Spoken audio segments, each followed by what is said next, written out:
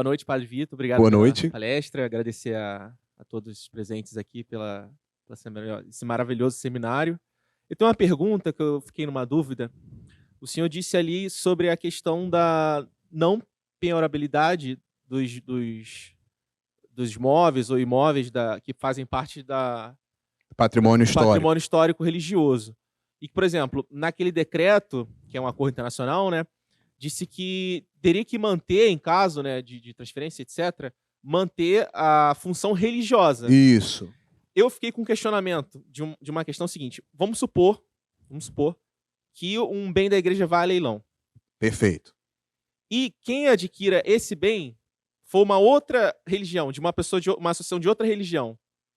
Como é que ficaria isso? Não sei se já tem jurisprudência. O acordo é entre Brasil e Santa Sé, que é a chefia da Igreja Católica. Aham, Por função religiosa, entenda-se, obviamente, a função religiosa católica.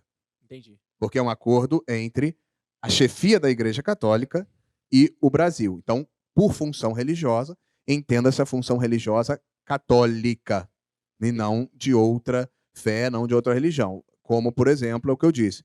Poderia uma irmandade vender para uma diocese o templo histórico? Sim, porque a diocese também é instituição religiosa católica. Ou ao revés, a diocese poderia vender para uma irmandade nova que está se constituindo uma capela, vamos imaginar.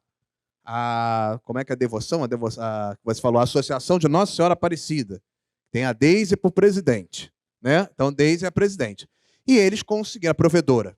Né? A provedora, então, conseguiu doações com as outras irmãs e irmãos e querem, então, ter o seu espaço próprio de culto. E falam, diocese, tem algum espaço? Ah, sim, tem uma capela ali no Silvestre que está desativada, etc. Vamos fazer um contrato de compra e venda? Vamos fazer um contrato de compra e venda. É possível? É. Mesma religião, mesma finalidade religiosa. Foi o que aconteceu recentemente com uma igreja de irmandade. Foi a leilão, quem adquiriu foi a diocese. Problema? Quer dizer, a diocese não. Uma irmandade ligada à arquidiocese. Problema? Problema nenhum. A função religiosa será mantida. Os gestores mudam. Os gestores vão mudar. Mas a função religiosa é mantida plenamente de acordo e nos termos do acordo internacional. Tá bem? Então, por outra religião, não. É um tratado internacional firmado com a chefia suprema da Igreja Católica, a qual chamamos Santa Sé. Tá bem? Perfeito. Obrigado. Pego só complementando, o que é interessante do Tratado Brasil-Santa Sé é porque ele também garante isso, que é interessante, na diplomacia vaticana, ela também garante o mesmo para as outras religiões. Então, a aplicabilidade de jurisprudência vai valer também para religiões afros, islâmicas, por exemplo, mesquita. Exatamente. Então, essa sempre é a preocupação da Santa Sé quando ela estabelece o concordato, que é o nome do documento, na verdade, e permite a garantia também para os outros, não só para si. Obrigado. Dou um exemplo para que fique claro. Semana passada foi muito divulgado na mídia a lei que diz que ministro religioso não é empregado. Na verdade, isso já é previsto no Acordo Brasil-Santa Sé, e quando o juiz do trabalho ia julgar, os que tinham noção da existência do acordo aplicavam tanto a jurisprudência do Tribunal Superior do Trabalho, que diz ministério religioso é vocação espiritual, não é trabalho, né? Mas também muitos aplicavam, por analogia, o acordo e diziam, olha, inclusive, o Acordo Brasil-Santa Sé prevê que padre, freira, frei não é trabalho, é vocação, é vínculo de natureza espiritual. Aquilo que se aplica aos líderes religiosos católicos é aplicável também ao pastor, ao imã, ao rabino. Então, mesmo os magistrados trabalhistas que conheciam o tratado aplicavam por analogia, porque praticamente quase tudo do tratado, com poucas exceções, é aplicável às outras religiões também. Um exemplo de exceção é o artigo 12, que prevê a homologação de sentenças canônicas de nulidade matrimonial. Porque quem tem esses tribunais para julgar geralmente é o catolicismo. Mas se outra religião tivesse, poderia também, por analogia? Poderia. Os anglicanos, até 1857, julgavam em tribunais eclesiásticos suas causas de divórcio, nulidade, etc. Depois passaram à jurisdição civil. Mas se tivessem até hoje, poderiam também, por analogia. A tônica do tratado é aquilo que se aplica aos católicos, aplica-se também às outras religiões sem discriminação, tá bem? É para o padre Vitor também, a nossa dúvida.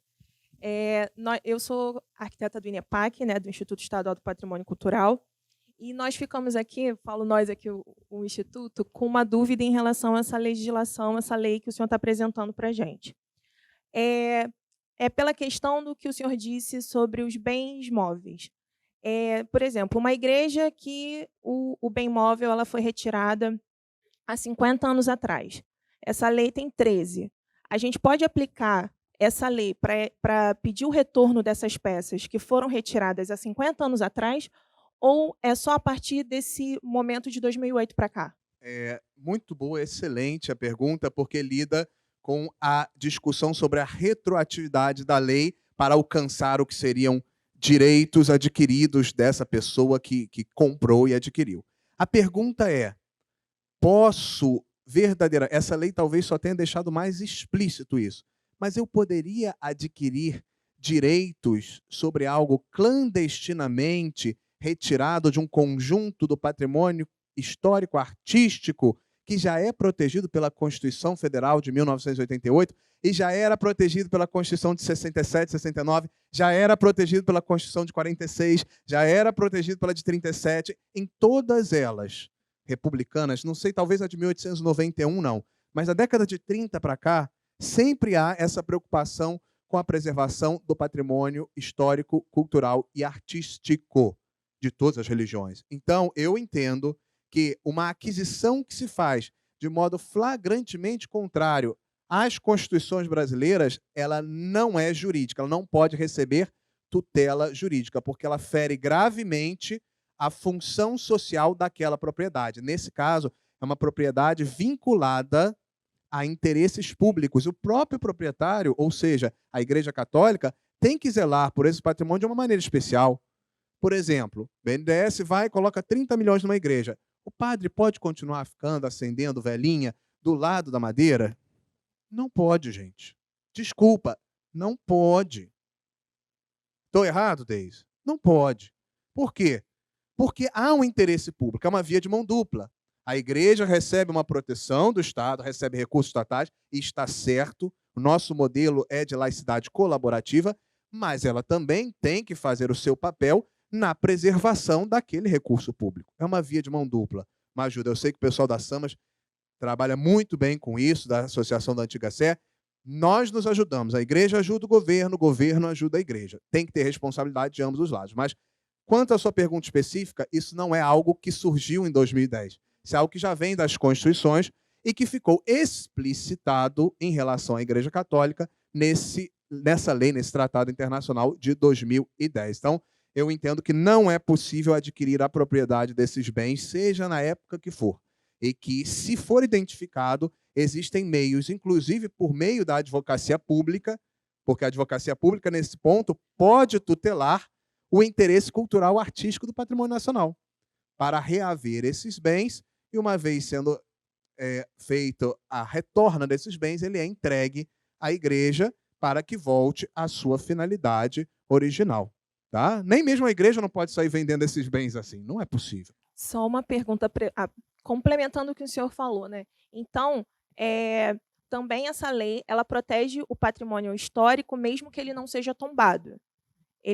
Se ele for considerado, mesmo que ele não seja tombado, que o mais comum é nós trabalharmos com tombamento, né? Mas mesmo que ele não seja tombado, se ele for considerado patrimônio histórico, artístico, cultural, sim. Quem vai fazer essa classificação, obviamente, são os órgãos civis competentes, o IFAM, o INEPAC, etc., que vai fazer esse tipo de indicação. O acordo ele diz muito claramente que são aqueles que o Brasil considerar que fazem parte. Então, nesse caso, quem qualifica e classifica é o Brasil, tá? Porque se não é uma igreja construída 10 anos atrás que vai ser considerada como do patrimônio histórico e artístico. Se ela for uma igreja centenária, mas ela ainda não recebeu ainda ela pode não ser centenária, mas ela pode ser feita por um método arquitetônico novo, ou por um grande nome da arquitetura, uma pessoa que é orgulho internacional, como Oscar Niemeyer.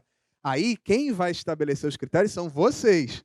O que para o Estado brasileiro é considerado merecedor de uma tutela especial. No momento que vocês julgarem que é merecedor de uma tutela especial, entra no esquema do artigo 6º e, obviamente, de todas as leis brasileiras sobre a proteção do patrimônio. Essa é uma lei específica, mas se aplicam todas as leis gerais, obviamente, né? Não esqueçamos jamais disso. Eu queria fazer uma pergunta para a restauradora aqui do nosso Convento do Carmo. É uma curiosidade até bastante pertinente. Você falou muito sobre o quarto de Dona Maria I, quer dizer, eu imagino que seja um cômodo histórico importante. É que a senhora não colocou... O que foi feito dele atualmente após a restauração? Qual o aproveitamento dele? Como eu tinha te dito, falado aqui que a gente não pode buscar o falso histórico e a gente não tinha registro nenhum. E como era a ambiência desse espaço, a gente restaurou o espaço na sua pintura, no forro, no piso, e hoje ele é utilizado para seminários, como aqui, só que o espaço é menor, ele comporta no máximo 100 pessoas, e temos até um evento super interessante chamado Quintas do Carmo, que a gente faz eventos de diversos temas, mas ele não foi ambientado como os aposentos dela. Imagino que seja essa a sua pergunta, né? Não, porque não tínhamos nenhum registro de como era o espaço originalmente. Boa noite, foi brilhante. É para os dois padres, para o Monsenhor e para o padre Vitor. Eu sou médico e hoje nós temos aqui uma coisa que, desde o Império, aqui se fazia medicina na Santa Casa, aqui na Santa Luzia. Hoje em dia isso não está mais sendo feito. Se ensinou medicina desde a primeira faculdade no Rio de Janeiro, na Santa Casa, e hoje não pode mais ser feito porque desativaram as Santa Casas praticamente. Aqui, a Santa Casa daqui do Rio, por não se poder, o patrimônio não deixar fazer modificações internas que são obrigados a ser feitos pela lei de higiene, né, lei sanitária. Isso tem alguma coisa que pode ser feita pela igreja ou pela... Eu acho que é um crime com a população, né? Só isso. O problema é a adequação do espaço. Eu não vou falar de Santa Casa Rio, vou falar de Santa Casa Curitiba, porque faço parte da recuperação da Santa Casa de Curitiba. Santa Casa de Curitiba, a mesma situação. Então, você tem a parte da edificação antiga, que é tombada, e você não pode mexer. Então, realmente, você tem que adequar, quem sabe, ver autorização para construção dentro do espaço ou próximo ao espaço, para uma edificação com as normas atuais de saneamento, porque equipamento, imagina, você tem um piso de azulejo antigo, como é que eu vou estourar aquilo para passar um cabeamento, né? É realmente difícil. Podemos pensar, na verdade, como aqui, nesse trabalho magnífico, estupendo que foi realizado, pensar alguma coisa a nível de Santa Casa. Sim, aí é algo que podemos pensar, mas fica difícil, muito complicado, porque é um patrimônio muito antigo, estrutura antiga, como mexer em tudo isso, né?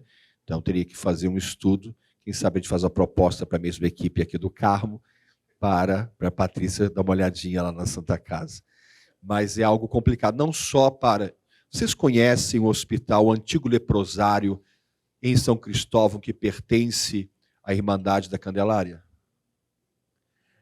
Gente, é algo magnífico, de lindo, é antigo, né?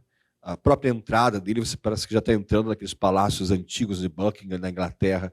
A entrada dele é soleníssima, você sobe, tem um jardim com uma fonte, e ali era um leprosário, né? E que está fechado lá até hoje. Tinham só 2 últimas pacientes, não sei se ainda existem.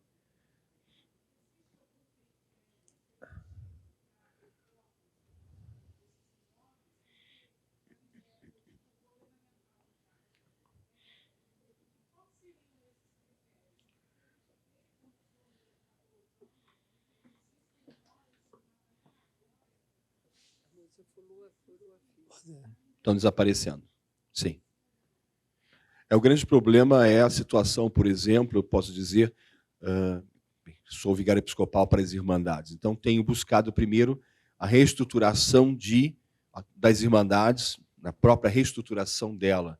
Quem ainda está vivo, quem participa, estatuto. Primeiro tem que fazer uma organização interna e, a partir daí, não só da igreja, né? Graças a Deus. Assim, aí fica para as próximas palestras que o IFAM vai estar aqui presente e vai poder responder. Que aí tem os critérios que vêm. Oi? Isso, a minha pergunta vai para o Padre Vitor. Padre Vitor, sou o Padre Márcio, sou coordenador da Comissão de Patrimônio Histórico da Diocese de Barra do Piraí, Volta Redonda, interior do Rio. Né? Então, eu gostaria depois de fazer uma pergunta pessoal para o senhor, porque envolve esferas governamentais, eu não gostaria de expor aqui. Né? E outra, de repente o senhor já até respondeu, mas eu gostaria que o senhor pudesse reforçar. Nós, nesses 9 anos de comissão, a gente depara muito com pessoas que pegaram imagens, objetos da igreja e levaram para as suas casas, e que nós não temos inventariado isso. Mas as pessoas das comunidades falam, fulano levou isso aqui para a casa dela, isso aqui está lá na casa dela. Isso também a gente pode conseguir recuperar? Então, padre, aí entra um problema probatório, né? Daí a importância, o pessoal do INEPAC que está aí, né? Eles falam e a gente não leva a sério a questão do inventário, né? Botar lá as fotinhos, mesmo que seja um inventário rudimentar que seja, mas que seja possível comprovar a propriedade. Às vezes o disse-me disse fica um pouco difícil, né? A Deise quer falar alguma coisa aqui. Está acontecendo o inventário da Arque Rio, a equipe está toda lá. Ah, tá, mas aqui nós levamos a sério, viu? Eu estou dizendo que, claro, isso é um caminho, né? Não é do dia para a noite. As dioceses, as coisas vão sendo, que eu brinquei aqui com o pessoal do INEPAC, é porque os órgãos governamentais, eles nos falam muito da importância do inventário. E isso não é só para dioceses grandes como a nossa, até para dioceses menores, embora a sua não seja tão pequena assim, é uma diocese grande também, é importante o inventário justamente para isso, porque fica muito difícil provar judicialmente que aquele santo, aquele anjinho pertencia àquela igreja, mas porque tem uma senhora de 60 anos, que vive há 60 anos nessa paróquia e afirma que é muito difícil que um juiz, apenas com depoimento de testemunhas, faça esse retorno de uma imagem que está há 30, 40, 50 anos na posse daquela família. Só com depoimentos pessoais, acho que seria muito difícil o juiz dar ganho de causa, minha opinião, tá? Interessante talvez colocar isso aí também, né? A nossa irmã colocou ali, mas nós também estamos fazendo um trabalho sério de inventário. Só que são casos que a gente ouve do passado, né? Ah, tem mais de 30 anos, fulano. Porque tinha o costume antigo, em É. algumas, né, principalmente interior do Rio, quando tinha algum problema, alguma grande chuva, alguma coisa, as pessoas tinham o zelo de levar para casa a imagem para guardar, Isso. porque só que não devolvia, né? Aquilo ficou mais para a família não. Esse é o problema. Mas a inventariação, bem, não estava no currículo, mas eu sou formado em turismo também. Então a gente sempre fala da inventariação da oferta turística. Que é inventariar o que o local tem, de todas as formas, igrejas, tudo. Então, inventariar é fundamental. Então, eu diria, para todas as associações de fiéis, confrarias, ordens terceiras, tem que inventariar. O que é inventariar? Você vai tirar foto e vai botar a descrição.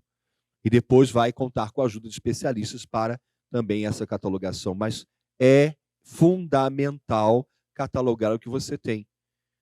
Então, exatamente por fotos antigas, que, bem, fiz parte do processo na Lapa dos Mercadores. Então, com as fotos antigas, nós começamos a olhar e falar assim, mas, peraí, na foto... Tinha um anjinho ali, não tinha? Eu olhava na foto, isso voou. Exatamente, bem, Não queria falar que eu sou tão velho assim, tá? Eu fui secretário de Dom Eugênio Salles, do cardeal Salles. Então, Dom Eugênio já tinha essa preocupação, já nessa época, sobre a questão de inventariação do patrimônio. É fundamental inventariar o patrimônio. Eu tenho uma pergunta para o Padre Vitor. O senhor deu o exemplo da questão do uso capião. Por exemplo, vou usar o exemplo da Igreja da Penha, que eu já escutei, e eu acho que fica mais fácil de você exemplificar. Digamos, a Igreja da Penha é tombada, e ela está ali no alto da pedra, né? Mas a gente sabe que ali do lado da Igreja da Penha, o que compunha o terreno que outrora pertenceu à Irmandade, ao complexo do que se entende como terreno que compunha ali a questão da igreja, também hoje é uma comunidade que compreende o complexo de favelas da Penha. Essa questão da posse do terreno ou da reivindicação dessa posse poderia ser enquadrada dentro do acordo? Vamos lá. Ou só a igreja?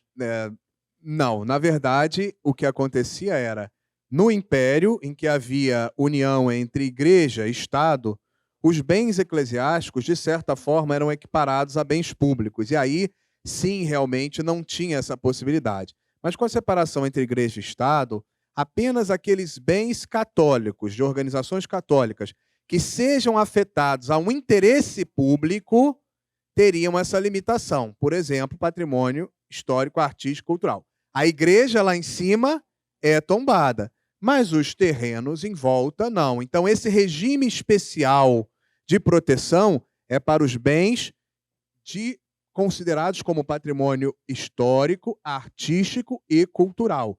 Não é para todo e qualquer bem da igreja. Se a igreja tem uma loja e a pessoa que aluga essa loja para de pagar o aluguel, a igreja nada faz. Depois de 5 anos, esta pessoa que está ocupando essa loja, até 250 metros quadrados, adquire por uso capião. Esta proteção é uma proteção para bens com interesse público, que compõem o patrimônio histórico, artístico, cultural. Se é bem da igreja, mas não está enquadrado aqui, segue o regime privado normal, podendo inclusive perder a propriedade por uso capião, que me parece que é o caso desses terrenos no entorno ali da igreja. Mesmo que essa questão desses terrenos ou o espaço em si possa ser reivindicado como espaço de exercício do culto para atividade religiosa, digamos que o padre fala que precisa daquele espaço, ou caso isso for chegando mais próximo à igreja. Acho difícil, aí eu teria que conhecer o caso específico para ver se há costume de uso religioso. Não é simples essa prova. Geralmente, os órgãos federais, estaduais, municipais catalogam só aquilo que é estritamente vinculado ao patrimônio histórico. Geralmente, terrenos adjacentes não são. Mas aí só olhando a situação concreta, fotos do lugar concreto, para dizer se faz parte do mesmo conjunto ou não. Em regra, não é assim. Em regra. Mas aí só olhando o caso concreto, tá bem? Boa noite, padre. Em relação ao patrimônio imóvel, que não é destinado ao culto, mas que possivelmente seja tombado. Acredito que aqui o convento é tombado, né? Aqui, apesar de não ser destinado ao culto, porque era uma residência, houve mudança do seu fim, né? Era uma residência, hoje não é uma residência. Como fica essa questão desses imóveis que não são destinados ao culto, mas que pertencem à igreja e são tombados, né?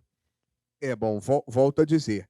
A questão principal que o acordo pensou não é a defesa do patrimônio da igreja por ser da igreja, e sim a defesa do patrimônio da igreja vinculado à finalidade religiosa cultural. Então, o objetivo principal, porque senão, se fosse a defesa do patrimônio da igreja por ser simplesmente da igreja, nós estaríamos dentro de um regime confessional, como, por exemplo, na Inglaterra, os reverendos anglicanos recebem salário que é pago pelos cofres públicos. As outras religiões não recebem. Por quê? Porque é a religião oficial do Estado inglês. Quando houve o falecimento recente da rainha, nós vimos que era a igreja anglicana que tomava a frente de tudo. Por quê? Porque é a religião oficial do Estado. Então, cuidado. aqui a proteção que é feita aos bens da Igreja Católica é em razão daqueles bens que compõem o patrimônio histórico, artístico e cultural nacional. Mesmo uma igreja dedicada ao culto, mas que não tem essas características, pelo direito brasileiro, eu tenho minhas reservas, mas assim, pelo direito positivo posto hoje no Brasil, ela poderia ser penhorada, mesmo que ela estivesse afetada a uma finalidade religiosa, porque ela não compõe o patrimônio histórico, artístico e cultural. A defesa é para esse tipo de patrimônio, não é uma defesa ou uma blindagem contra qualquer tipo de cobrança em relação aos outros patrimônios. Os outros patrimônios vão responder normal e naturalmente pelas dívidas de qualquer organização religiosa. A igreja evangélica tem um estacionamento que explora para gerar receita.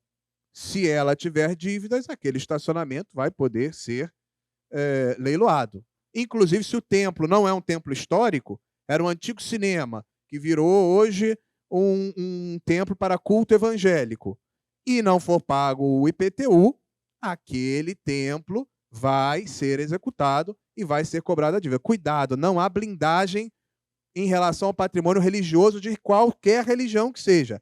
A blindagem é quando há um interesse público, no caso aqui, o do patrimônio histórico, cultural e artístico aliado à finalidade religiosa. Andam juntas, tá? Sim, mas no caso, imóveis que não têm finalidade de culto, mas que são tombados e que são culturais, né?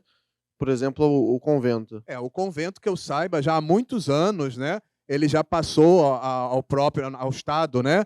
Ele já pertence ao Estado há muitos anos, com leis antigas, assim como houve com a República, bens que eram da coroa e que pertenciam à família imperial, passaram ao próprio nacional. Aí são coisas muito antigas, né? Estamos falando de coisas mais para cá um pouco, né? Esse convento eu acho que já pertence aos poderes públicos há muito tempo. E mesmo assim, o poder público nesse sentido fez um belo trabalho de reforma, está dando um uso interessante. Aqui não era uma igreja propriamente dita, a igreja era aqui ao lado, né? Aqui era a residência dos religiosos. Então, dentro daquela propriedade que cabe ao governo hoje, acho até que fizeram algo muito, muito digno, né? Mas é isso. Aqui não era templo, não foi templo, não houve expropriação de um templo católico propriamente dito, tá bem? E ao Monsenhor, uma dúvida em relação à associação... Aproveito só para dizer, se fosse seguir o teu pensamento, Dona Patrícia ia ter que fazer o corredorzinho, né, religando a Sé para cá, né? E aí a gente ia discutir sobre essa chave, né? Porque... Opa, senão eu ia refazer o quarto da Imperatriz, gente, não é qualquer um, não? Diga-me. E em relação à associação de fiéis, se as novas comunidades também se enquadram nessa divisão da igreja, né, de julgamento, né, que futuramente eles já produzem imóveis e patrimônios, né, que futuramente serão considerados históricos, se Deus quiser, né? Com certeza. Eu não entrei nesse detalhe porque quando você pega a associação pública, inclusive o Papa Francisco lançou um documento recente, que você fala das associações públicas ad itinere, ou seja, que estão em caminho para. Então, na verdade, podem se transformar em sociedade de vida ou instituições de vida consagrada. Ok? E aí, no futuro, obviamente, se eles constroem um patrimônio que daqui a 60, 70 anos é considerado patrimônio histórico... Entra em toda a normativa da lei. Isso.